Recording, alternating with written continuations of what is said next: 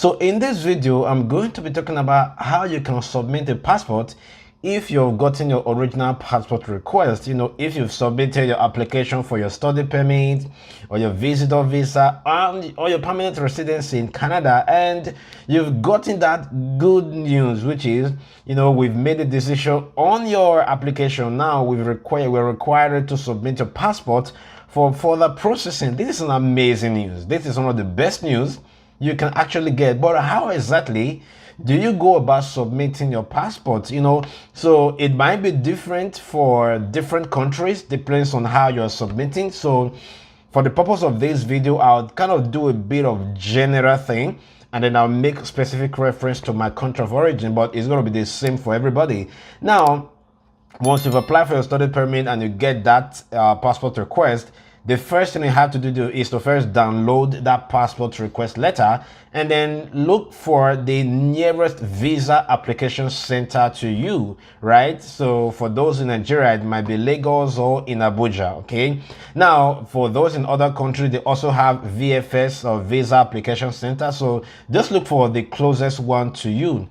There are two ways of submitting your passport, okay? You can actually do the in-person submission, where you take your passport and the letter for the passport request letter, and then you go to the visa application center and submit there, okay?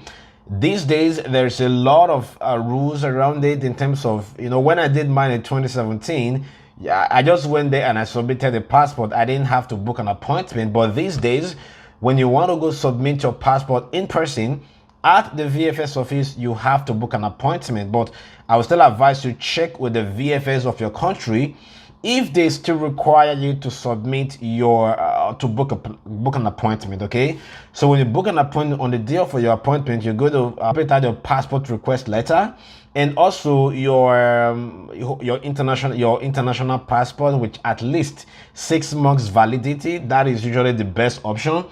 There is also be a consent form. You can actually download this consent form on the website of the VFS. Okay, so basically it's like you're authorizing them to send your passport to the Canada visa office, because the visa application centers or the VFS, they are not actually the embassy. They are just representatives, right? And most times they even have, for example, the one in Lagos and in Abuja in Nigeria, they have not just Canada, right? Whether you're applying for Italy, I think some European countries like that, and Australia, that you go to, this is where you're going to do your biometrics and a whole lot of other things, right? So you check with your country, right? So you take your VFS consent form plus your passport and the passport request form. You take it there and then they're going to submit it, okay?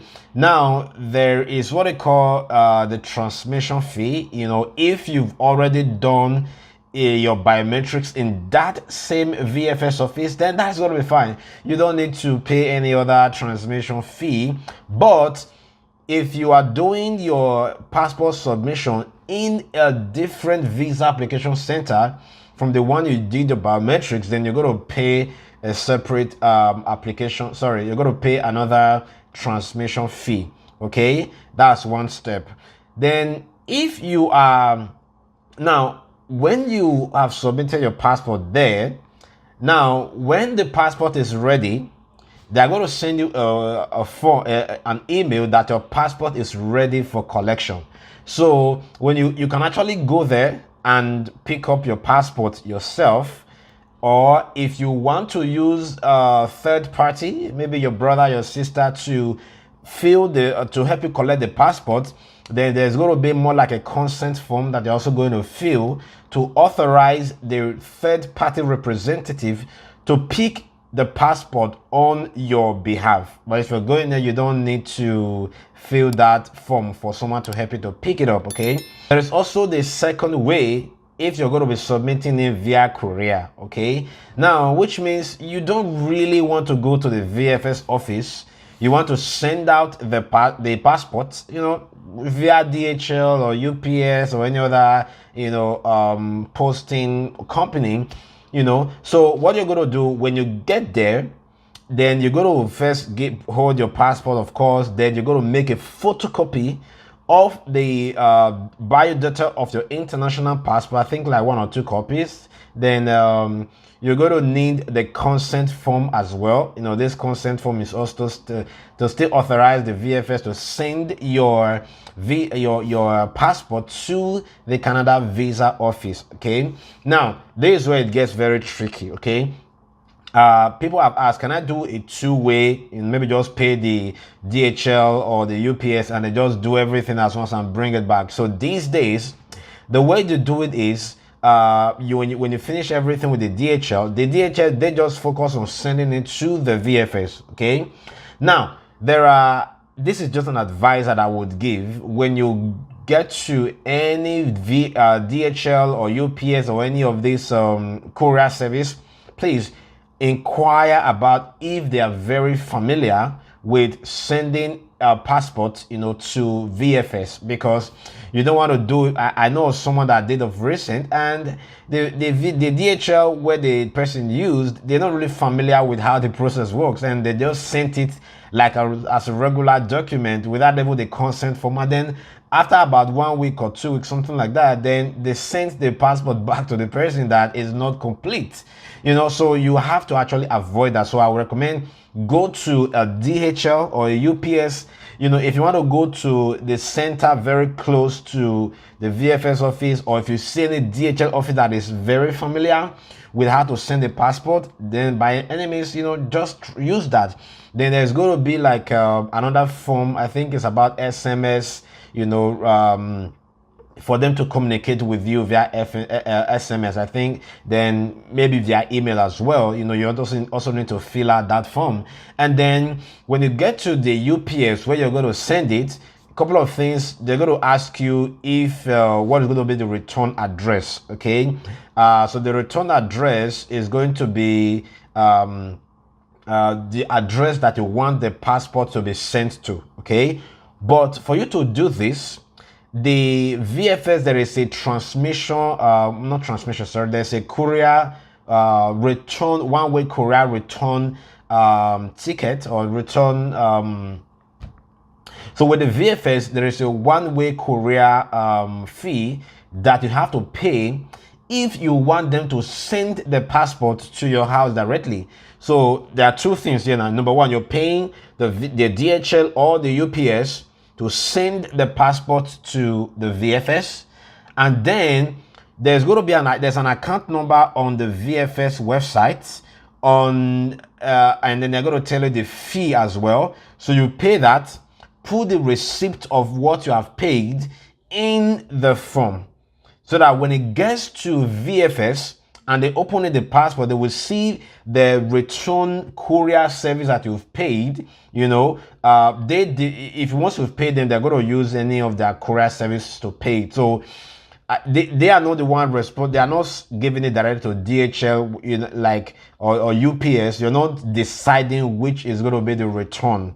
Okay, so you just fill in the return address. So once they get everything and then the passport is back, they are going to send it to the return address. But if you did an in-person and you don't want to pay for the return, then you have to go there by yourself to go collect the passport. So what I'm going to recommend you is, this is just an overview, so please go to because a lot of things changed very recently. So go to the website of the VFS and see if something has changed. As at the time this video is made, this is kind of the current thing.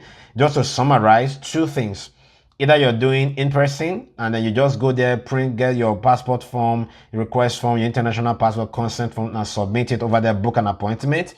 And then if you're doing the courier service, during the via courier, you don't want to go there, put all your international passport, the biodata page, consent form, and then if you want them to return it to you, also make the payment. There's an account number on their website. Just type in VFS Global and then you can send just do a transfer, print out the receipt of the payment and add it to the courier, fill up the consent form and the SMS form. They're going to tell you how to do all of those things, and then that's it. You don't have to do anything. Once it's ready, they're going to send you an email that is ready for collection, and then actually somebody can do this on your behalf. You know, you don't have to do it yourself if you can't, or maybe you have a brother or your sister that is closer to any of the office, and you send your passport to them, you know, then that's by all means definitely an easier option. So please do wait to check their website if there's any other updated ways of submitting your passport. So congratulations once again, and I wish you all the very best. Please try to submit your passport as soon as possible so that you don't miss the because I think it's around 30 days to submit your passport after you get your request. So do it to submit your time, and then once VFS gets the passport, especially via courier, they're going to give you a receipt, and then you can use that one to track. Even though you submitted over there by yourself in person, they're still going to give you a tracking number so you can keep tracking your application. And then when your passport is ready, go pick it up and then book your flight and come to Canada. So that's going to be it for this video. If you haven't subscribed, do wait to subscribe. Hit that subscribe button if you haven't, and then if you haven't liked this video, like this video, and I will see you in the next video. Cheers.